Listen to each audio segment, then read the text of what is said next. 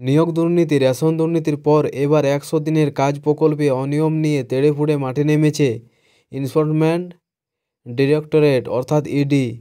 সূত্রের খবর, এই খাতে বাংলায় প্রায় ২১ লক্ষ শ্রমিকের মজুরি আটকে আছে। যদি রাজ্য সরকারের দাবি এ বকেয়া টাকা খুব শীঘ্রই মিটিয়ে দেওয়া হবে। তবে কেন্দ্রীয় তদন্ত সংস্থাটি দাবি এ বকেয়া টাকার মধ্যেও থাকতে পারে দুর্নীতি।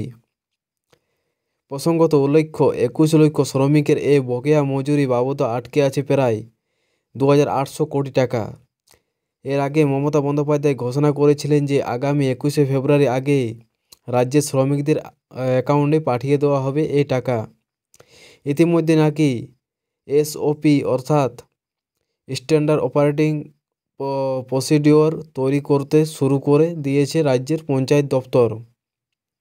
সূত্রের খবর, রাজ্যের জেলায় জেলায় পাঠানো হয়েছে ওই এএসওপি, যাতে বেশ স্পষ্ট ভাষায় বলা হয়েছে গোটা বিষয়টা যেন স্বচ্ছতা বজায় রাখা হয় এবং কোথাও কোনো রকম দুর্নীতি হচ্ছে কিনা সেটি যেন খতিয়ে দেখা হয়।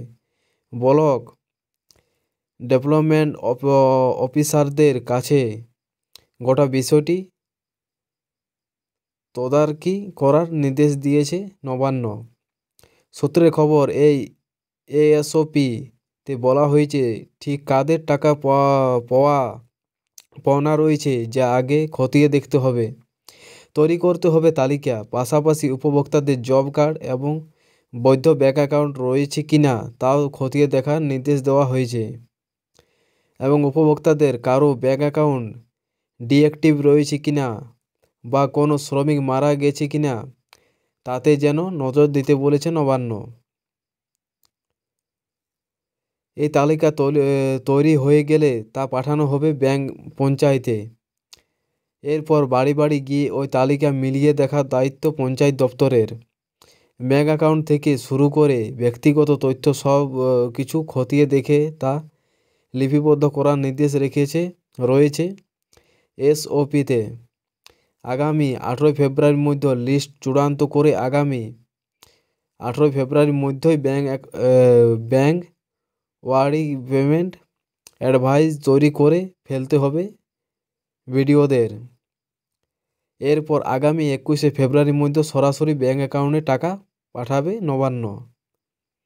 অর্থাৎ এখানে বলা হচ্ছে যে আপনাদের যদি কোনো ব্যাংক অ্যাকাউন্টে সমস্যা থাকে সেটাতে আপনাকে কোথাও যাওয়ার দরকার নেই, আপনাদের বাড়িতে এসে চেক করে যাবে যে আপনার সব কিছু ঠিক আছে কি না।